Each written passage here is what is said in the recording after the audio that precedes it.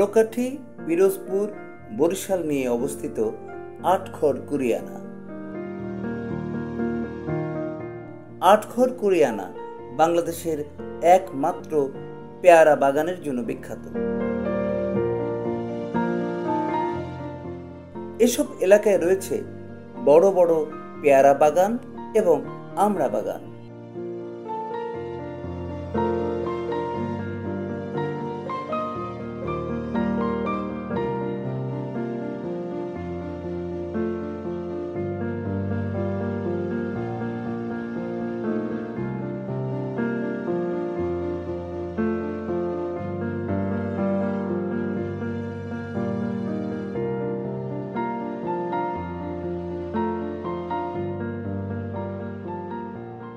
মনোমুগ্ধকর প্রাকৃতিক সৌন্দর্যের পেয়ারা বাগানগুলো দিন দিন পরিণত হচ্ছে পর্যটন কেন্দ্রে।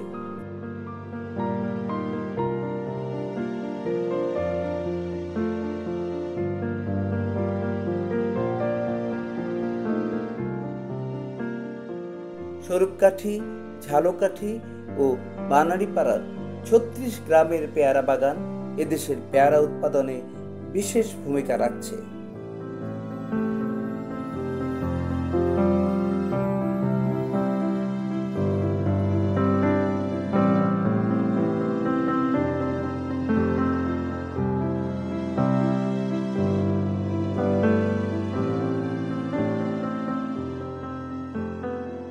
ঢাকার সদরঘাট থেকে লঞ্চ যোগে বরিশাল, বরিশাল লঞ্চঘাট থেকে নেমে হাতেমালি কলেজ চৌরাস্তা থেকে মাহেন্দ্রতে সরাসরি আটঘর কুরিয়ানা পেয়ারা বাগানে যাওয়া যায়।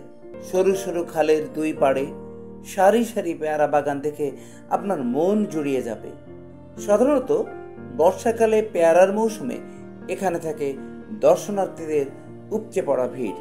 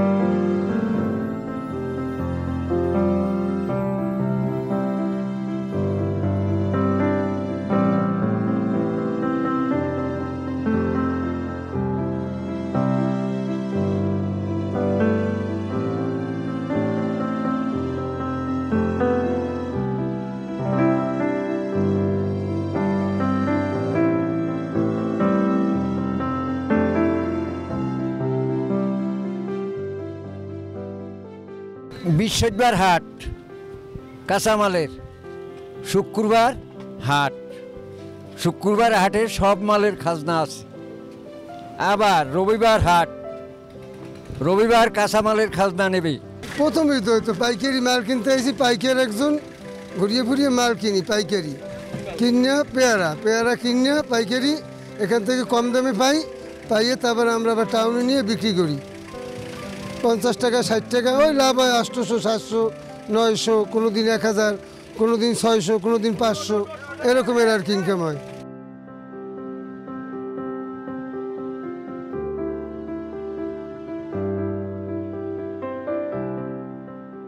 পূর্ণবাবু নামে এক লোক ছিল, সেই গয়া গেছে, গয়ার থেকে এই বীজ আনছে।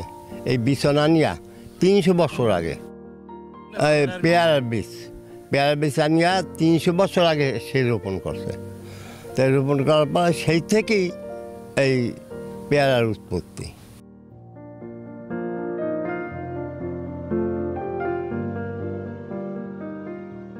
পিরোজপুরের স্বরূপকাঠি, ঝালকাঠির ভীমরুলি ও বরিশালের বানারীপাড়া সহ দক্ষিণ অঞ্চলের এই এলাকাগুলোতে ব্যাপক আকারে পেয়ারা ও আমড়ার চাষাবাদ হয়ে থাকে।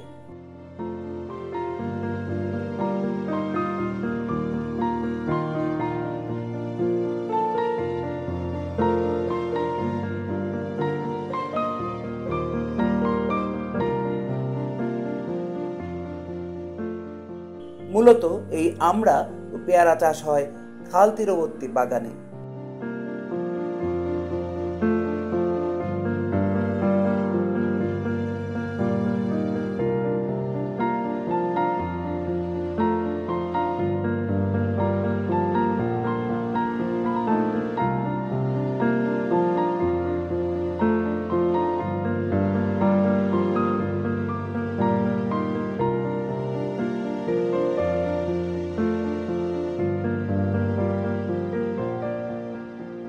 দেশি পর্যটকদের পাশাপাশি এই পেয়ারা বাগানে বিদেশি পর্যটকরাও আসছেন।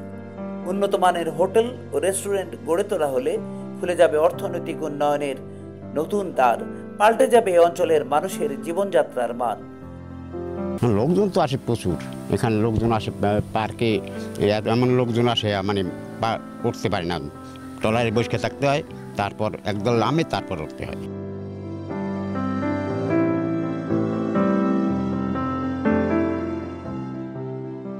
আলহামদুলিল্লাহ, এখানে আসে প্রাকৃতিক সৌন্দর্য দেখে আমরা খুবই খুশি।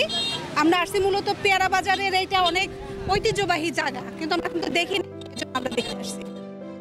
আলহামদুলিল্লাহ খুব ভালো লাগছে, বিশেষ করে ট্রলারে যে ঘুরলাম অনেক ভালো লাগছে। এখানে তো অনেক, এটা ফেসবুকে অনেক ভাইরাল ছিল, আবার আমরা কখনো আসি না যেহেতু আমরা বরিশালের, তো এটা অনেক ফেমাস ছিল তাই দেখতে আসলাম।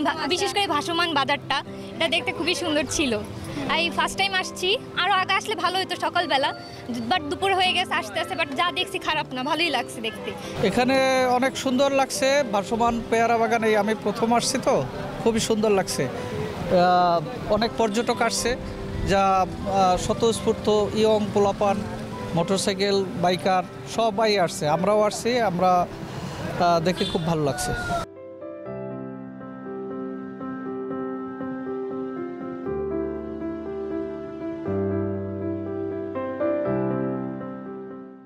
ঘুরতে পেয়ারা বাগান দেখতে আসছি, জীবনের ফার্স্ট টাইম দেখলাম, বেশ ভালোই লাগছে। বরিশালের আমরা জানি যে পেয়ারা আমরা হচ্ছে বিখ্যাত, সেটা দেখার জন্য আসছি, বেশ ভালোই লাগছে আর কি। আমরা আসছি বরিশাল সদর থেকে। আসতে যাতায়াত পথ কেমন? না, মানে এখান থেকে ট্রলার আসছি, তার আগে গাড়িতে আসছি আর কি। এখানে আসছি পেয়ারা বাগানে, প্রথমবার পেয়ারা বাগানে আসছি, বরিশাল থেকে আসছি। এবং হচ্ছে যেহেতু আমরা বরিশালের মানুষ, জীবনানন্দ দাশের দেশের মানুষ, ধান নদী খাল এই তিনে বরিশাল, যার হচ্ছে অনেকটা এখানে আসলে প্রকৃতির যে একটা অন্যরকম একটা জগৎ আছে এখানে আসলে বোঝা যায়। খুব ভালো উপভোগ করছি। তবে যেটা কথা হচ্ছে যে এই প্রাকৃতিক সম্পদগুলো আমাদের রক্ষা করতে হবে, এবং যেভাবে মানে এটা হচ্ছে যে আরও ভালোভাবে মানুষ এখানে আসতে পারে সেইগুলোর ক্ষেত্রে হচ্ছে এখানের যে প্রশাসন তাদের নজর দিতে হবে, যাতে হচ্ছে কোনো রকম সিন্ডিকেট তৈরি না হয়।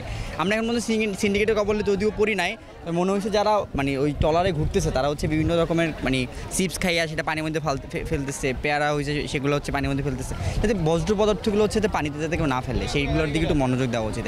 আমাদের সচেতন হওয়া উচিত, প্রাকৃতিক সম্পদগুলো রক্ষা করার দায়িত্ব আমাদের সবার।